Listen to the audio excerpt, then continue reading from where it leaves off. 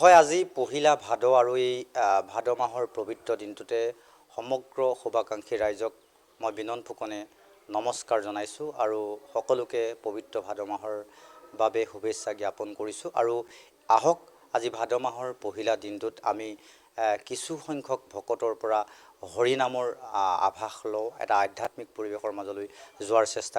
কৃষ্ণ হৰি ৰাম হৰি ৰাম ৰাম ৰাম কৃষ্ণ হৰি ৰাম হৰি ৰাম ও অনন্ত সত্য সনাতন নাৰায়ণ প্ৰাণ কৃষ্ণ হৰি ৰাম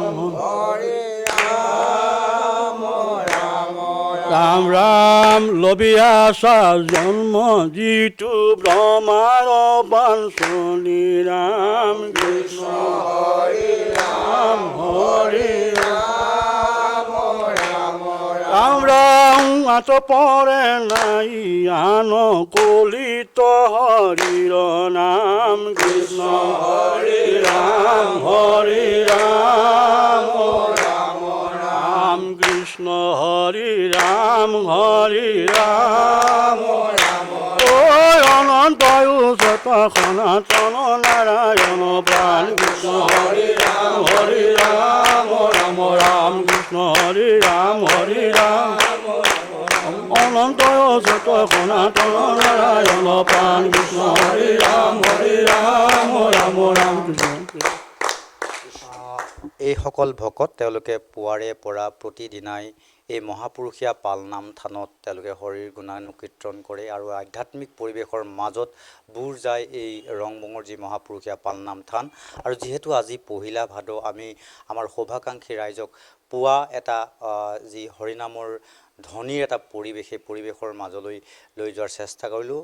মাত্ৰ আমাক ক্ষমা কৰিব, আমি যি স্থানতে আছিলোঁ বা যেনেধৰণেই আছিলোঁ তেনেধৰণেই তেওঁলোকৰ পৰা হৰিৰ গুণানুকীৰ্তন শুনাৰ চেষ্টা কৰিলোঁ। ইয়াত যদি কিবা অপৰাধ হয় আপোনালোকে নিজ গুণে ক্ষমা কৰিব। আৰু পোনপটীয়াকৈ আমি ইতিমধ্যেই আপোনালোকক সেই ভিজুৱেলসমূহ সংযোগ কৰি দিছোঁ যে এই মহাপুৰুষীয়া পালনাম থান ৰংবঙৰ ইয়াৰ এটা সুকীয়া ঐতিহ্য আছে। অসমৰ বিভিন্ন প্ৰান্তৰ ভকত বৈষ্ণৱসকল ইয়ালৈ আহে আৰু প্ৰতি বছৰেই ইয়াত আচলতে ভকতৰ সোঁত বয় বুলি ক'লেও ভুল নহয়। ইয়াত যি মহাপালনাম হয় বা ইয়াত যি মহাপালনামৰ যজ্ঞ বুলি আমি ক'ব পাৰোঁ, যিধৰণে হয়, অসমৰ বিভিন্ন প্ৰান্তৰ লগতে বহিৰাজ্যৰ পৰাও ভকতসকল ইয়ালৈ অহা বহু সময়ত পৰিলক্ষিত হৈছে আৰু খুব সুন্দৰকৈ এটা আধ্যাত্মিক পৰিৱেশৰ সূচনা কৰিছে এইসকল ভকতে।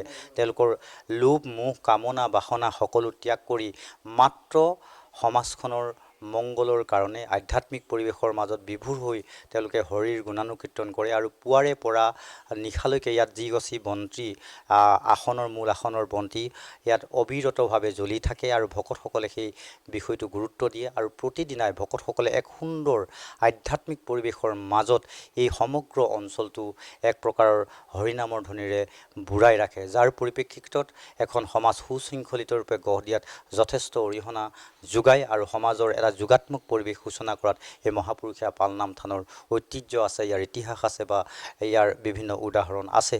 আমি পুৱাৰ আজি যি ভাদ মাহ, মই কৈছোঁৱে যে আজি ভাদ মাহৰ পবিত্ৰ দিনটোত এই যে যি হৰিনামৰ থলী, হৰিনামৰ স্থান, তীৰ্থভূমি বুলি ক'লেও এক প্ৰকাৰৰ ভুল নহয়, সেই স্থানলৈ আহি ইয়াৰ কিছু পৰিৱেশ আপোনালোকক দেখুওৱাৰ চেষ্টা কৰিলোঁ। আৰু সময় অনুসৰি আপোনালোকে ইয়ালৈ এবাৰ আহি এই ভাদ মাহত ইয়াৰ যি পৰিৱেশ, সেই পৰিৱেশটো আপোনালোকে ওচৰৰ পৰা লক্ষ্য কৰিব পাৰিব।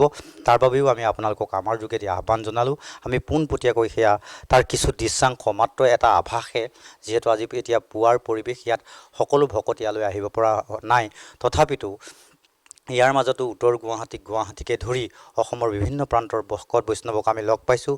তেওঁলোকৰ পৰা হৰিনাম কীৰ্তন শুনাৰ চেষ্টা কৰিলোঁ আৰু মূল আসনৰ ওচৰত তেওঁলোকে যিধৰণে পুৱা কীৰ্তন কৰিছিল বা তেওঁলোকে হৰিনাম লৈছিল, সেই পৰিৱেশো আমি এই ভিডিঅ'ৰ জৰিয়তে আপোনালোকৰ মাজলৈ লৈ যোৱাৰ চেষ্টা কৰিছোঁ।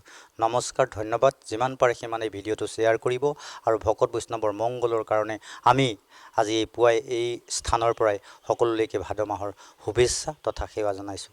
নমস্কাৰ।